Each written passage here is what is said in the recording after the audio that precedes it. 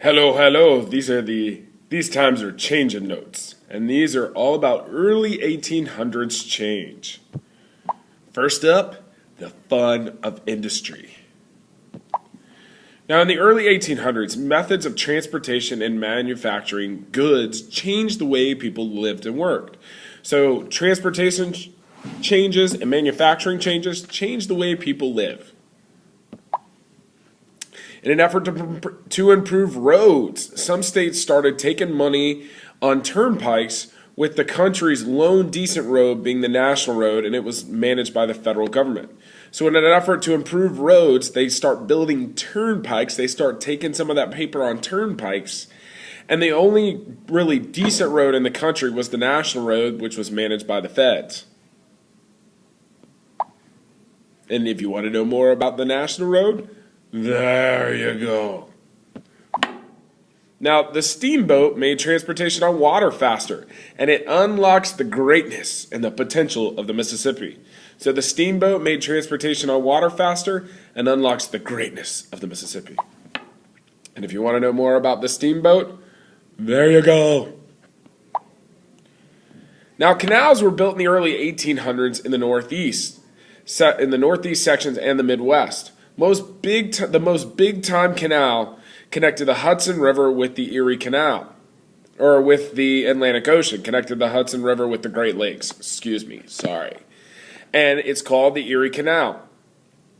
Now, the Erie Canal also makes New York an industrial center. So the Erie Canal is what makes New York big time. And if you want to know more about the Erie Canal, there you go. Now, railroads began in the U.S. in the 1820s. Railroads cost less to build than ships. They moved faster than ships, and they could carry more weight, so they were awesome.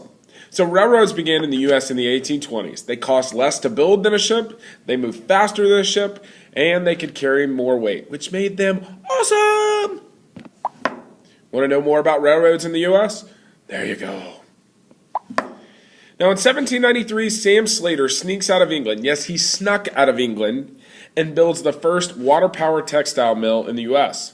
So 1793, Sam Slater sneaks out of England and he builds the first water-powered textile mill in the U.S. If you want to know more about Samuel Slater, there you go. And there you go again. Now, after touring England's factories in 1813, Francis Cabot Lowell opens a fully operational mill where all aspects of clothes are made. And if you want to know more about Francis Cabot Lowell, there you go. Now, with the opening of factories, work life changes, production speeds up, labor's divided, and jobs required less skill.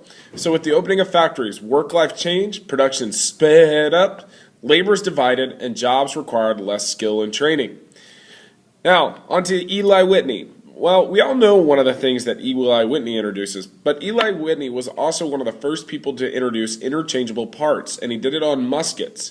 So if a musket breaks, you don't have to get a whole new musket. You can actually use the one you got and just change out the part. If you want to know more about good old Eli, there you go. And there you go again. Now, in 1832, Sam Morse invented the electric telegraph, and that's the little thing where you go dit, dit, dit, dit, dit, dit. So in 1832, Sam Morse invented the electric telegraph. Want to know more about him? There you go. And there you go again. Now, in 1793, Eli Whitney invents the cotton gin. The cotton gin actually increases the need for slavery because what the cotton gin does is it gets the seeds out of the cotton. But when you get the seeds out of the cotton, you still got to have somebody pick the cotton, and so it increases the need for slavery. And there's some more on the cotton gin.